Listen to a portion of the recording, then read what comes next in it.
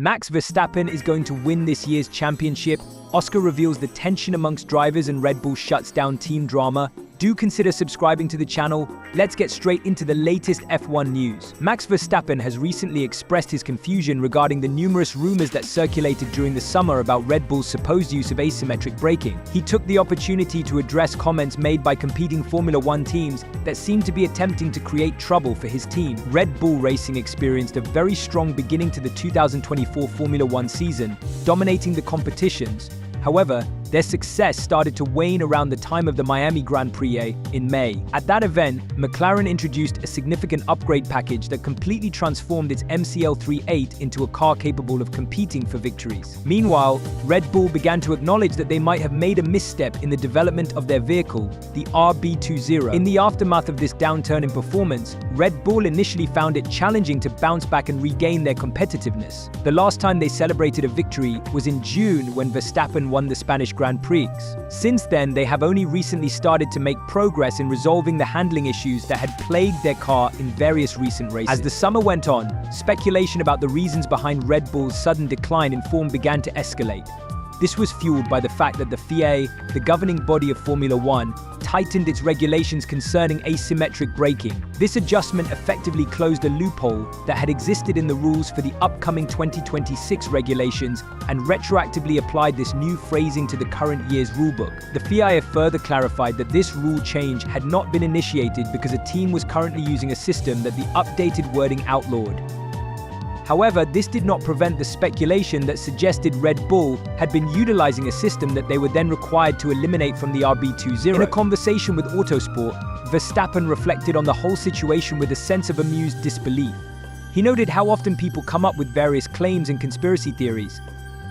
He remarked on how strange he found it that some of these stories are created, but he accepted that it is simply part of the sport. He tends to ignore such narratives. Having been part of Formula One for a decade now, Verstappen stated that he does not want to waste his time on all these rumors and stories.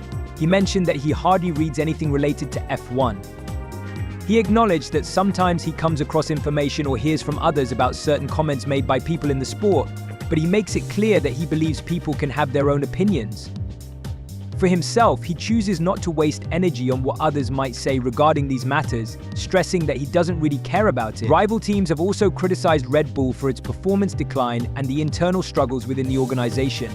This situation prompted McLaren CEO Zak Brown to publicly state that Red Bull had undergone some kind of destabilization. Brown even described the environment within the Red Bull team as pretty toxic. In response to comments regarding the negative atmosphere surrounding Red Bull, Verstappen emphasized that those who are making such statements should instead concentrate on their own teams. He clarified that his comments were not specifically targeted at Zak Brown but were applicable to everyone involved in the sport. He underlined the importance of focusing on one's own team and admitted that he is doing precisely that. As the rivalry between Red Bull and McLaren heats up on the track, it has become increasingly prominent. McLaren has now surpassed Red Bull in the Constructors' Championship, and Lando Norris is actively challenging Verstappen for the driver's title. This rivalry even led to a collision between the two during the race in Austria. However, Verstappen does not believe the current situation will reach the same level of intensity that marked his fierce battle for the championship with Lewis Hamilton and Mercedes in 2021. He explained that the current scenario is quite different since there are now 4 top teams competing at the front, unlike the 2021 season, when it seemed to be just a 2-horse race. Verstappen also pointed out that 2021 was his first time contending for the championship, making that experience very different from what he feels now. He believes he has adopted a more relaxed approach as he continues to race. Naturally, he still possesses a strong desire to win races, and he is committed to doing everything he can to protect his 52-point lead in the standings. Nevertheless, he feels that the overall atmosphere and mindset surrounding the competition is considerably different compared to the high-pressure situation of 2021. Mick Schumacher has recently surfaced as a strong possibility for securing a seat with the Audi-owned Sauber team, representing what could be his final opportunity to make a return to Formula One. This situation is particularly significant for Schumacher as he has faced challenges in the past few seasons, including losing his position at Haas at the conclusion of 2022. Since that time, he has taken on the role of a reserve driver for the Mercedes team, which has provided him with some involvement in the sport, albeit without the competitive experience he desires. Schumacher had aspirations to be selected by the Alpine team for their opening next season after competing for them in the World Endurance Championship. However, those hopes were dashed when Alpine decided to promote rookie Jack Doohan instead, leaving Schumacher with limited options and a bleak outlook for a return to the F1 grid. Despite these challenges, it has come to light that Audi's new team principal, Mattia Binotto, has included Schumacher in his plans for the future, specifically eyeing 2025 as a possible year for his return. Currently, the Audi-owned Sauber team is actively searching for a suitable teammate to partner with Nico Hülkenberg. Initially, it had seemed as though the decision would come down to either current driver Valtteri Bottas, who has been with the team for a while, or rising star Gabriel Bortoleto, who has been performing exceptionally well in Formula 2. In a recent interview with the Italian newspaper Corriere della Sera, Binotto shared that the team was still in the process of evaluating its options and did not feel any pressure to make a quick choice regarding their driver lineup. Binotto commented on the situation, saying that they could take their time with this decision because other teams had already finalized their rosters. He stated, "We can afford the luxury of not rushing since all the other teams have decided their lineups." He explained that there are essentially two main paths to consider. One involves bringing in a seasoned driver who can help guide the team through its growth, while the other focuses on recruiting a younger, talented driver who can work alongside the team as they strive for success. When specifically asked about Mick Schumacher, Binotto acknowledged that he had a history with him during his tenure at Ferrari and was familiar with Schumacher's capabilities and strengths. "We are definitely evaluating him," Binotto noted. He added that he had recently met and spoken with Schumacher, emphasizing the connection they share from the time when Schumacher was part of the Ferrari Driver Academy. He indicated that Schumacher is indeed one of the potential candidates they are considering for the future. Moreover, Binotto conveyed the importance of thinking long-term for the Audi project, which he described as a substantial challenge that necessitates patience and strategic planning to achieve desired outcomes. He metaphorically described their current position, stating, "We are at the beginning of the climb," and likened their goals to ascending a mountain, specifically Everest, where they can only see the base at present. The team is in the early stages of deciding the direction they want to take, which he compared to selecting a path up a mountain. He stressed that establishing a clear and strong foundation is crucial for their growth. Compared to their competitors, Binotto pointed out that the Audi team currently has about 400 fewer personnel, which means they need to expand their workforce to be able to compete on an equal footing with other teams.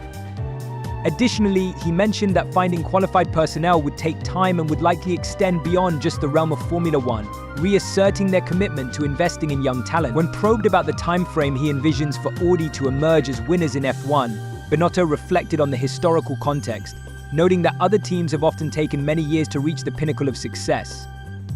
He brought up the examples of Jean Todt, who joined Ferrari in 1993 and did not see the first Constructors' Championship until 1999, and also highlighted Mercedes' similar journey.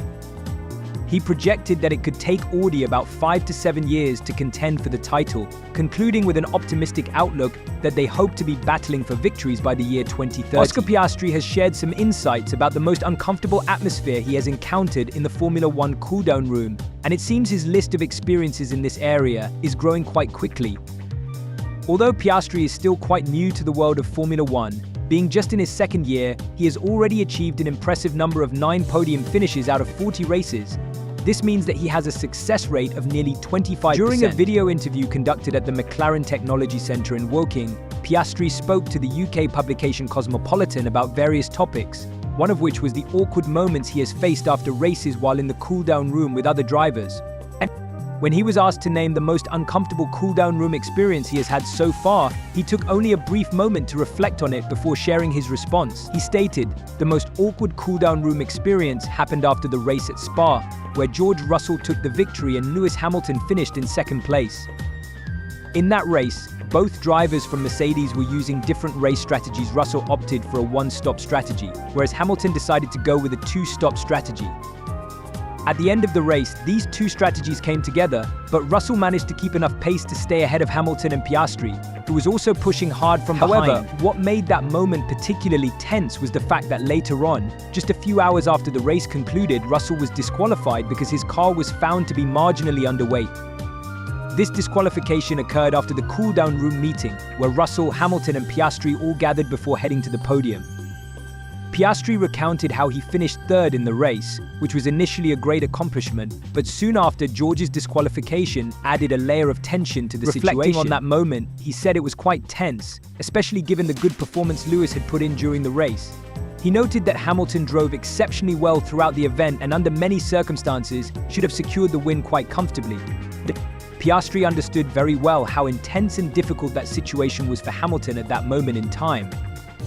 He felt that it was clear Hamilton did not want to engage in conversation, as he wasn't in the mood to chat, so Piastri decided to keep quiet, opting instead to watch highlights of the race in silence and keep to himself until things settled down. In addition to sharing this story, Piastri opened up about his friendships with other drivers on the F1 grid. He mentioned that if he got the chance to choose a few drivers to have a quiet dinner with on a night out, he would select Daniel Ricciardo, Lando Norris, Alex Albon, and Logan Sargent as his ideal dinner companions or starting lineup. Despite these friendships, he acknowledged that forming genuine friendships while competing in Formula One is quite difficult for a variety of reasons. Piastri explained that having relationships with fellow drivers is a unique situation because there are only about 20 individuals in the world who can truly understand what each other is experiencing and what their lives entail. However, this also presents a tricky dilemma since these fellow drivers are also his direct competition on the track. Piastri described the atmosphere among the drivers as a complex mix. He believes that there is mutual respect among the drivers because everyone understands just how challenging it is to reach the pinnacle of motorsport like Formula One. Many drivers have made significant sacrifices and have given up a lot to get to this point in their careers. He remarked that while some drivers naturally click and get along better than others, the fundamental reality remains that they are all there to compete against each other. This creates a very interesting dynamic where genuine friendships can be hard to establish. Piastri conveyed that while he sees value in the camaraderie among drivers, having true friends in such a competitive environment is quite challenging, especially since everyone is focused on winning. He noted that many drivers often maintain friendships with racing drivers they are no longer competing against, highlighting the fine balance required to navigate the unique culture of Formula One. Max Verstappen has received strong support to secure his fourth consecutive World Championship title in the 2024 Formula One season from Mattia Binotto, who is the new chief of Audi F1. Binotto considers Verstappen to be the most talented driver currently racing in Formula One. Verstappen and his team, Red Bull, have been the most powerful team during the ground effect era of Formula One. At the beginning of the 2024 season, it seemed that Verstappen's impressive streak would carry on as he sought to win his fourth World Championship title in as many years. However, the situation has become more complicated due to the strong performance of McLaren. Currently, Verstappen has not won a race for the past 8 events. The talented driver from McLaren, Lando Norris, has significantly narrowed the gap in the championship standings, reducing Verstappen's lead to just 52 points with only 6 races left in the season. In a recent race held in Singapore, Norris showcased the best performance of his career in Formula One so far. He secured pole position on the starting grid, overcame his critics regarding his race start, and went on to win the race impressively, finishing 21 seconds ahead of Verstappen. In addition to Norris's success, McLaren has taken over the top position in the Constructors' Championship. They have established a substantial 41-point lead over Red Bull, signaling a major shift in the team dynamics this season. Despite these challenges, as Verstappen aims to clinch his 4th title, Binotto remains confident in Verstappen's abilities. He believes that Verstappen continues to demonstrate why he is the best driver in the field. When Binotto was asked by the Italian publication Corriere della Sera if he still sees Verstappen as the strongest driver in the competition, he affirmed his belief. He stated that Verstappen is proving his capabilities even when driving a car that is not as competitive as some of the others on the grid. This leads Binotto to predict that Verstappen will prevail over Norris's challenge, but these forecasts also illustrate mixed outcomes for Red Bull as a whole. Binotto expressed his thoughts about the potential distribution of the championships in 2024, predicting that Verstappen would win the driver's title while McLaren would claim the constructors' title. During this stretch without a victory, Verstappen has voiced his concerns about balance issues with his RB20 car. In response, Red Bull is gearing up to introduce upgrades for their next race, which will take place at the United States Grand Prix in Austin. The goal is to resolve these balance problems and regain their competitive edge. Red Bull's team principal Christian Horner discussed his hopes for the upcoming upgrades during an appearance on the F1 Nation podcast. He noted that it is customary for all teams to bring improvements to their cars around this time of the season, specifically referencing Austin as a crucial event. He mentioned that many teams, including Ferrari, Mercedes, and McLaren, are expected to bring significant upgrades of their own. Emphasized Red Bull's strategy to build upon the insights they have gained since the Monza race. He mentioned the importance of arriving at the circuit with a car that is well balanced across both ends, providing the driver with the confidence necessary to perform well. The circuit of the Americas COTA presents a unique challenge, particularly in the first sector, which features very high-speed sections. The resurfacing of parts of the track adds an additional layer of complexity. Since the race weekend in Austin will be structured as a sprint, teams must be ready to perform quickly from the outset. He concluded by expressing his faith in the entire team, highlighting their hard work in understanding and addressing the issues they have faced. Horner hopes that all their efforts will result in tangible improvements to the car by the time they arrive in Austin for the race. Andrea Stella said Ferrari and McLaren are less different than people think in terms of how they operate, with Ferrari having long been seen as a unique team in the sport. Ferrari is Formula One's longest-serving team on the current grid and is held in sometimes mythical status by its fans. With the team held under particular scrutiny in Italy, as the Scuderia operates as the country's de facto national team as well as being one of the most popular teams in the world. Having worked at Ferrari for 15 years, Stella is well qualified to offer insight into how the Scuderia operates by comparison to other teams. Having been a performance engineer for Michael Schumacher and Kimi Raikkonen, Stella subsequently became a race engineer for Raikkonen and Fernando Alonso before moving across to McLaren in 2015. Almost a decade later, he is now team principal at the Woking-based constructor, and while there are likely still cultural differences between the two teams, Stella explained that, when it comes to it, the two teams operate in a similar way on a number of levels. Interesting question, it could be expanded and it would require some time, but in reality they are, I would say, less different than people think. Stella told the Box podcast when asked how different McLaren and Ferrari are as places to work. You know, like the way in which you try and generate the speed in the car, the way in which you go racing, the operations, the logistics, the technical aspects,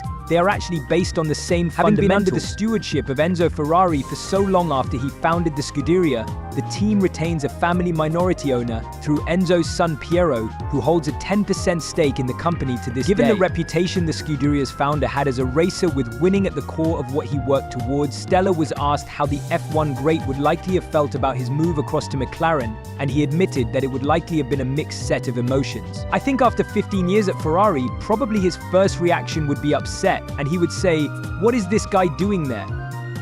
Stella replied, "But I think his second thought would be, hopefully a little proud that somebody that grew up at Ferrari ultimately, most of what I learned at Ferrari, and then I was able to contribute to the growth of another team, which is the reason why he would be upset. But I think he would be proud that Ferrari is such a great school, and actually you go somewhere else and you can contribute, so I think he would flip between these two kind of feelings." That's it for this video. I'll see you in the next one.